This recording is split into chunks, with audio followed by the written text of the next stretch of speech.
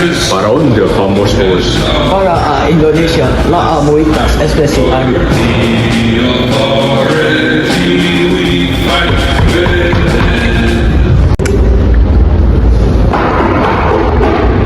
Belajar lagi.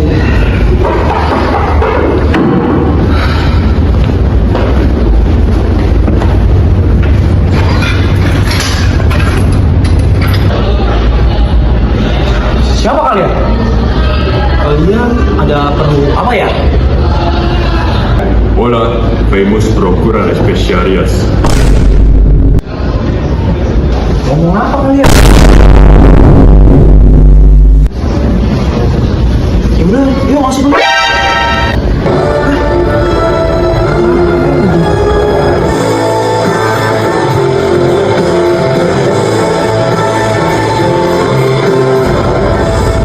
Jadi kalian siapa? Hola, kami adalah bangsa Portugis. Bisa ngomong bahasa Indonesia? Kami dipimpin oleh Alphonse de Albuquerque. Kami adalah bangsa Eropa yang pertama datang ke Nusantara. Oh, ini kedatangan bangsa Barat ke Indonesia. Portugis berhasil menangkap Malaka dan juga tiba di Maluku pada tahun 1511. Portugis merupakan bangsa darat pertama yang datang di Indonesia dan juga berhasil memonopoli rempah-rempah di sana. Benar kan? Si. Nah, teman-teman, yang kedua adalah Spanyol. Ternyata sebelum datang ke Indonesia, dia itu sempat nyasar ke Amerika sama Christopher Columbus. Nah, di sana itu menamai penduduk di situ bernama suku Indian. Nah, ternyata pas dia itu sampai Indonesia, dia itu dipimpin sama yang namanya itu Juan Sebastian Elcano.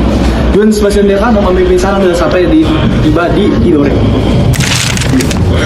Nah, sekarang saya akan bahas bagaimana Inggris datang ke Indonesia. Nah, penjajah Inggris seperti Sir Francis Drake datang pada akhir abad ke-16 dan mereka kemudian mendirikan kongsi dagang East India Company.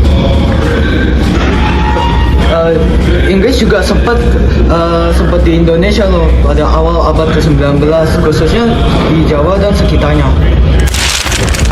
Ekspedisi Belanda yang dipimpin oleh Cornelis de Houtman yang mendarat di Pelabuhan Banten. Belanda kemudian mendirikan kongsi dagang VOC pada tahun 1602. Nah, teman-teman, kalian udah tahu kan bangsa-bangsa apa saja yang datang ke Indonesia? Kalian udah ngerti belum? Dengan demikianlah kedatangan bangsa Barat di Indonesia. Setelah ini kalian akan mendengarkan mengenai penguasaan VOC di Indonesia. Jangan lupa disimak ya.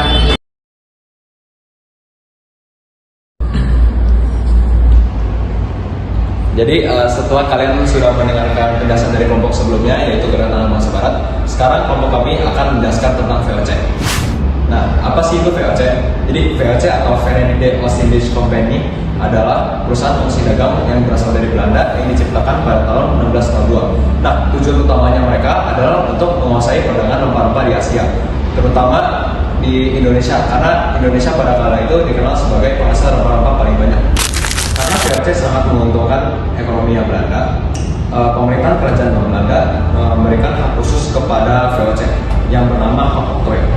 Dengan hak oktroy ini, VOC dapat memonopoli perdagangan sesuai yang mereka mau, memiliki angkatan perang sendiri, dapat mencetak mata uang dan mengedarkannya, dan juga dapat memungut pajak dari rakyat. Jadi VOC ini bisa dibilang negara dalam negara. Nah, selanjutnya ada gubernur jenderal VOC yang pertama, yaitu adalah Peter Moore. Awalnya VOC memiliki hubungan yang baik dengan kerajaan-kerajaan, tetapi menjadi buruk setelah mereka jatuh dalam pimpinan Jan Sengkung karena dia terlalu memaksakan memonopoli perdagangan. Lalu ada kebijakan-kebijakan yang digunakan oleh VOC untuk menguasai perdagangan. Yang pertama ada monopoli perdagangan, kedua ada Albuquerque yaitu mengawasi pedagang Maluku agar tidak menjual rempah-rempah ke pedagang lain. Ketiga ada ekstirpasi, yaitu menebang tanaman rempah rakyat agar tidak berlebihan. Dan untuk yang keempat dan kelima ada kontinental dan verti. Keduanya sama-sama mengenai wajib membayar pajak berupa hasil bumi. Bedanya yang satu itu di daerah yang di luar VOC, dan yang terakhir ada yang lifestyle yaitu rakyat wajib menanamkan kopi. Dalam beberapa kekuasaannya, VOC melakukan politik adu domba pada kerajaan Indonesia agar lebih gampang untuk mempengaruhi mereka. Namun di balik kekuatannya, VOC juga memiliki utang yang begitu besar, biaya proyek yang begitu besar, dan persaingan dagang dengan bangsa lain membuat keuangan VOC lemah. Akhirnya VOC mengalami kemunduran yang disebabkan oleh utang yang besar akibat pengelolaan keuangan yang lemah dan berbagai faktor internal lainnya. Pada tanggal 31 Desember 1799, VOC resmi dibubarkan dan segala kekayaan dan utangnya diambil alih oleh pemerintah Belanda.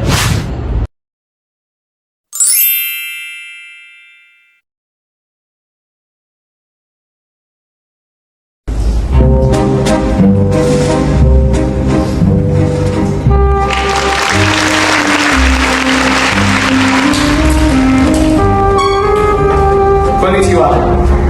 Sushi Salmon, watashi no ramen. Giwankara Project, Japan and Indonesia. Arigatou gozaimasu.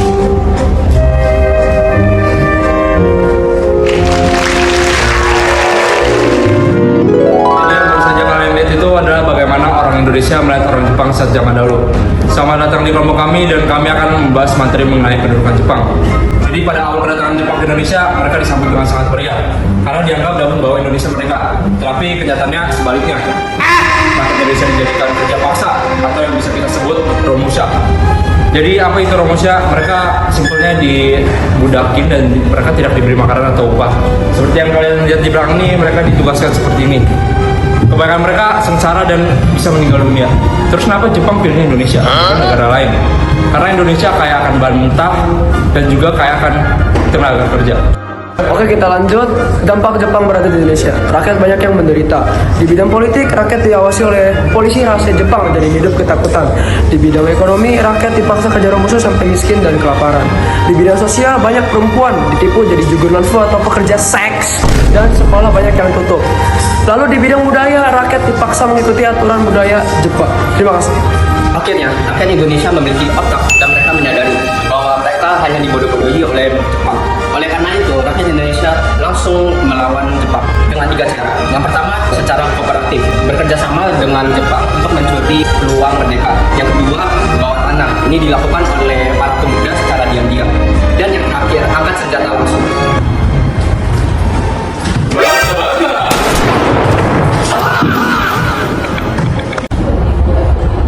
Dan pada akhirnya, pada tanggal 15 Agustus 1940, Jepang menyerang musuh tersebut akibat penjarahan orang Indonesia pada kesan. Pada saat itu, rakyat Indonesia mengambil kesempatan untuk mendapatkan kemerdekaan dan terjadilah peristiwa Nasdem. Nah, pada akhirnya, 17 Agustus 1945, dibacakanlah teks proklamasi Indonesia merdeka. Proklamasi kami, bangsa Indonesia, hari ini menyatakan kemerdekaan Indonesia. Hal-hal yang mengenai pemindahan kekuasaan dan lain-lain diselenggarakan dengan cara seksama dan dalam tempo yang sesingkat-singkat. Catatan 17 Agustus tahun 1945, pada saat bangsa Indonesia sudah merdeka.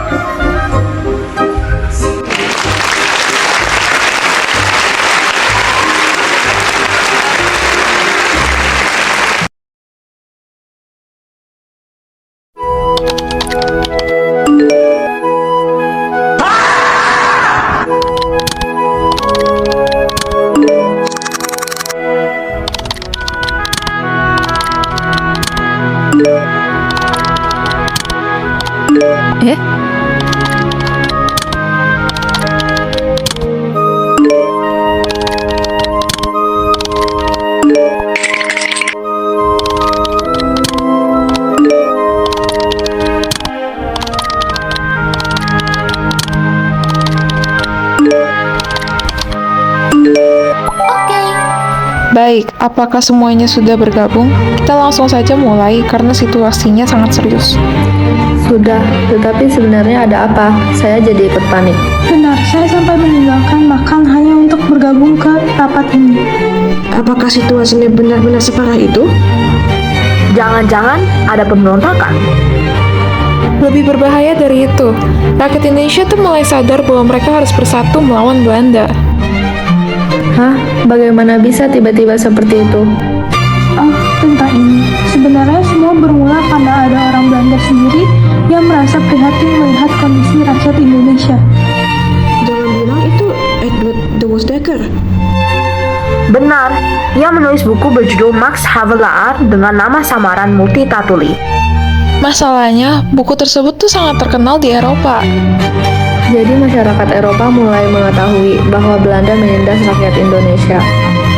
Kurang lebih begitu, isi buku tersebut membongkar penderitaan rakyat Indonesia akibat penjajahan Belanda. Mengapa ia justru membuka keburukan pemerintahnya sendiri? Belum selesai, ada lagi Konrad Theodor van Deventer. Nah, tokoh ini juga berbahaya. Ia menulis artikel berjudul Een Schuld atau Utang Kehormatan.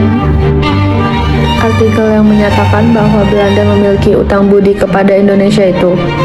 Benar, menurutnya Belanda sudah terlalu banyak mengambil keuntungan dari rakyat Indonesia. Jadi, karena mereka berdua, citra Belanda di Eropa semakin buruk. Karena itulah pemerintah akhirnya menerapkan politik etis untuk meredakan situasi. Programnya tuh meliputi edukasi, imigrasi, dan juga emigrasi. Padahal tujuan utamanya tetap demi kepentingan Belanda. Tentu saja pendidikan digunakan untuk mencetak pegawai murah, irigasi untuk mendukung perkebunan Belanda, dan juga imigrasi untuk menyediakan tenaga kerja. Namun masalahnya, rakyat Indonesia justru menjadi dulu terdidik ke arah sekolah. Nah, itu kesalahan terbesar Belanda. Dari situ kemudian muncul organisasi bernama Budi Utomo pada tahun 1908. Organisasi yang didirikan oleh para pelajar sekolah kedokteran itu bukan? Betul, salah satunya dipelopori oleh Dr. Sutomo. Awalnya, mereka hanya berfokus pada pendidikan dan kebudayaan, bukan? Namun, lama-kelamaan mereka menyadari bahwa melawan Belanda tidak cukup hanya dengan senjata. Mereka mulai menggunakan organisasi, strategi, dan juga persatuan. Dan setelah Budi Utomo berdiri, rakyat Indonesia mulai mendirikan organisasi-organisasi lain juga.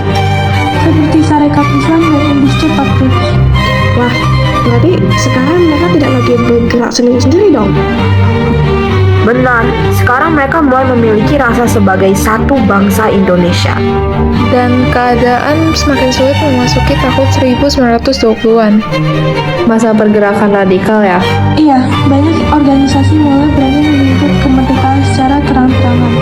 Belum lagi, pada tahun 1928, mereka mengikrarkan Sumpah Pemuda. Satu tanah air, satu bangsa, dan satu bahasa. Itu sangat berbahaya bagi Belanda. Karena identitas nasional, mereka mulai terbentuk dengan kuat. Jadi, sekeras apapun Belanda menekan mereka, semangat persatuan itu sudah terbentuk. Dan sekarang muncul lagi organisasi GAPI yang memulai menuntut parlemen sendiri. Padahal Eropa sedang sibuk menghadapi Perang Dunia II. Waktunya benar-benar buruk. Kalau keadaan terus seperti ini, Belanda bisa kehilangan Hindia Belanda. Sepertinya kita mulai berada dalam masalah besar. Guys, ini random sih, cuman pernah gak sih kalian mikir kok tiba-tiba Indonesia bisa merdeka? Oke, jadi di tahun 1945 Indonesia tuh masih dijajah sama Jepang. Tapi kondisi Jepang itu gak lagi baik-baik aja karena kalah Perang Dunia Kedua. Setelah Hiroshima dan Nagasaki dibom, Jepang menyerah tanpa syarat ke sekutu. Alhasil, Indonesia tuh mengalami vacuum of power atau kekosongan kekuasaan, di mana Jepang udah menyerah tanpa syarat ke sekutu, tapi sekutu juga nggak datang ke Indonesia. Hal ini tuh menjadi kesempatan emas buat Indonesia untuk menentukan nasibnya sendiri. Nah, tapi ternyata nggak semua orang itu punya pikiran yang sama. Jadi, Indonesia itu dibagi jadi dua golongan. Yang pertama itu ada golongan muda sama golongan tua. Nah, golongan muda ini nganggap kesempatan emas ini adalah salah satu kesempatan biar bisa cepat-cepat merdeka.